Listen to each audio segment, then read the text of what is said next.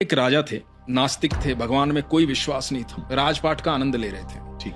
तो एक दिन रथ पर आए एक संत आए उनके सामने। संत ने कहा राजा को कि मुझे आपसे दान चाहिए। तो राजा ने कहा कि ये मेरी नियति में नहीं है, मैं दान वान नहीं देता। तो संत ने कहा कि नहीं, मुझे तो आपसे दान चाहिए ही चाहिए। तो राजा ने कहा कि मेरे पास कुछ फालतू है ही नहीं देने के लिए, आप जाइए यहाँ से। इन बातों के बीच में क्या हुआ कि राजा के घोड़े ने लीद कर दी। तो संत ने राजा को कहा कि ये तो आपके किसी काम की नहीं है, तो आप यही उठा के दे दीजिए, पर मुझे आपके हाथ से लेना है कुछ ना कुछ। तो राजा ने कहा कि ये ऐसे तो पीछा छोड़ेगा नहीं। उठा के वो लीद अपने हाथ से दे दी कि जा ले जा। खुश होकर के उन्होंने कहा कि जा और बढ़े। अगले दिन सुबह राजा बालकनी में बैठे अपने राजमहल की, और बड़ी बदबू आ रही।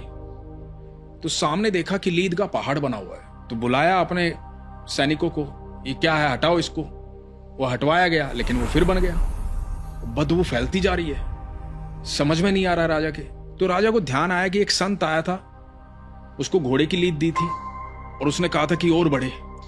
तो राजा को जैसे ही ये ख्याल आया, राजा निकला महल से उस संत को ढूंढने के लिए।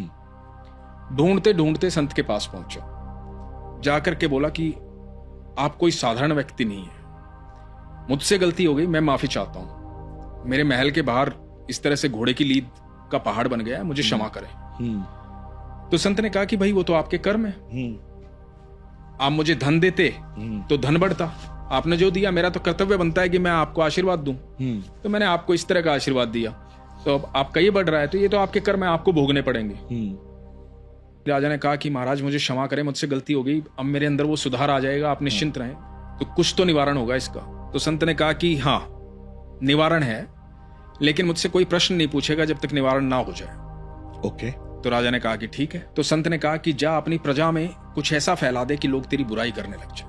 अब राजा वापस आया, राजा ने बातें ऐसी फैलवा दी कि सब जगह राजा की बुराई हो रही है। इधर जब सुबह बालकनी में देखा तो पहाड़ जो है वो साफ हो चुका है। राजा फिर गया संत के पास। संत के पास जाकर के बोला कि महाराज पहाड़ तो साफ हो गया है, सब कुछ ठीक हो गया है, निवारण हो गया है, अब मैं प्रश्न पूछ सकता हूं? तो संत ने कहा कि हाँ पूछो। बोला कि महाराज ये हुआ कैसे?